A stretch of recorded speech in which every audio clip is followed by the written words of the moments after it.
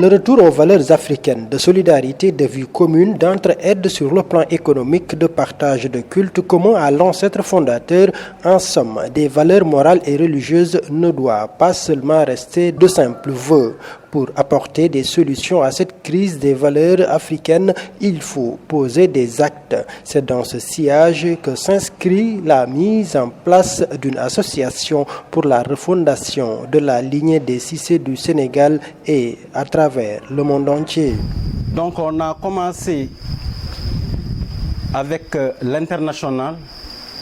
On avait créé un WhatsApp international qui est l'union pour la refondation de la lignée des Cissé du monde entier. Donc, tous les pays y participent. Depuis qu'on a vu que ça commence à s'élargir, on s'était dit que chaque pays n'a qu'à créer son groupe WhatsApp. Donc,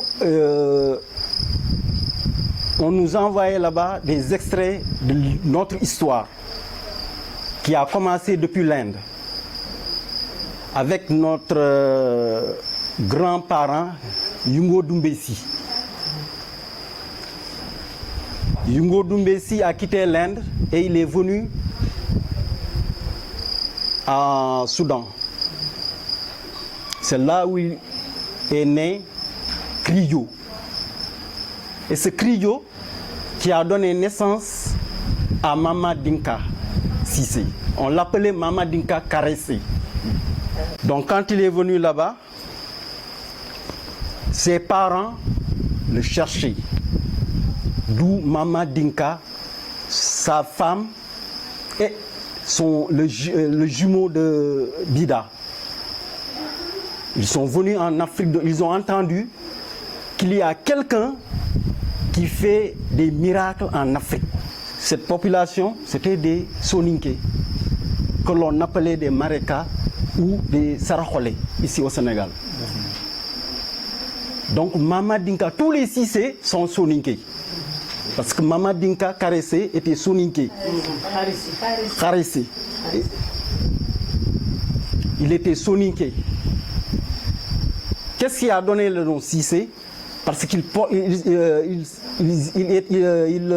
montait sur un cheval blanc. Et les Sarakholais l'appelaient Si qui veut dire cheval. On l'appelait cavalier noble. Cavalier noble, cavalier noble. Donc, ce n'était pas un nom, c'est un langage Sarakholais. Cavalier noble, c'est ce qui a amené le nom Cissé. Les responsables du bureau de l'association pour la refondation de la lignée des Cissé du Sénégal se sont voulus clairs. Ils ne cherchent pas à rétablir en ce 21e siècle un empire avec un territoire, mais plutôt à restaurer des valeurs partout où se trouvent des Cissé. La question, est-ce que nous voulons reconstituer un empire? Alors je crois qu'il faut bien entendre les mots. Il faut comprendre les mots à travers leur sens véritable. Ce n'est pas un empire sur le plan territorial que nous voulons bâtir, mais c'est une retrouvaille. Comprenez par là la retrouvaille des Cissé à travers le monde entier. D'abord, nous cherchons à savoir qui nous sommes, d'où nous venons, pour pouvoir faire ce que nous devons faire pour le développement de nos pays respectifs.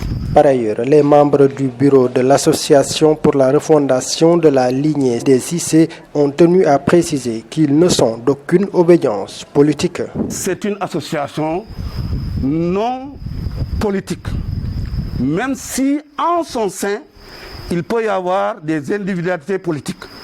Mais vous verrez avec nos statuts et nos règlements, c'est une association qui ne se réclame d'aucune obédience politique.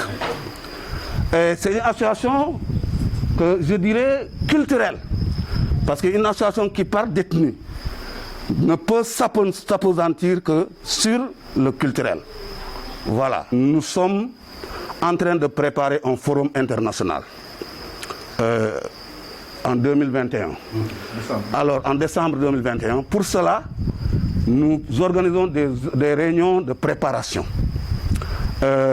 Nous avons organisé cette réunion aujourd'hui pour peaufiner un certain nombre de points, parmi lesquels la mise sur pied d'un comité qui va piloter l'organisation de ce forum. Parce que vous savez, un forum où nous invitons nos frères d'un peu partout, le secrétaire l'a dit, nous avons des Cissé, pas à travers l'Afrique occidentale seulement, mais à travers le monde entier.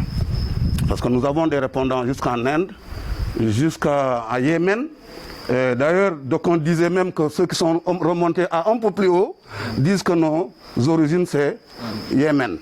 Bon, il s'est arrêté à l'Inde, il n'y a pas de problème. Donc aujourd'hui, nous avons dégagé des pistes qui nous conduisent à l'organisation de ce forum international. Le premier geste posé en direction du développement de leurs pays respectifs sont allés vers le Mali et la Guinée en proie à des querelles et des crises politiques. Vous savez, les Cissé sont des marabouts. Nous avons fait nos prières. Si vous avez lu nos WhatsApp, nous avons prié pour la paix en Guinée. Et avant cela, c'était au Mali. Un de nos frères était enlevé par les ravisseurs. C'est vous qui l'avez nommé. Alors, Soumaïla Cissé a été enlevé. Mais nous avons formulé des prières. Nous n'avons proposé aucune action musclée pour le sortir de cette situation. Nous avons toujours formulé des prières. Lorsqu'on a appris qu'il a été libéré, nous avons remercié le Seigneur. Ce qui se passe actuellement chez nos frères de la Guinée, c'est la même chose. Nous avons dit que notre association est une association culturelle. Une association culturelle ne peut avoir comme arme que des prières, que des propositions, mais une association culturelle ne peut pas avoir comme arme des fusils ou autres. En Guinée, nous avons des cousins qui sont des Bari, ce sont des Peuls. Et je vous signale au passage que, en tout cas, par ce que je sais de la famille Cissé, nous avons plus de cousins à plaisanterie. Tout à l'heure, quelqu'un s'est amusé à compter. Nous en avons jusqu'à au-delà de 15. Je me demande, est-ce que les Samben et les Waden en ont autant? Justement. Et les Saho, justement.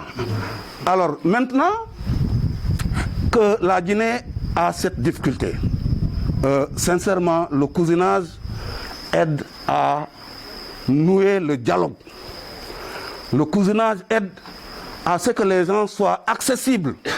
Le cousinage aide à taire les querelles.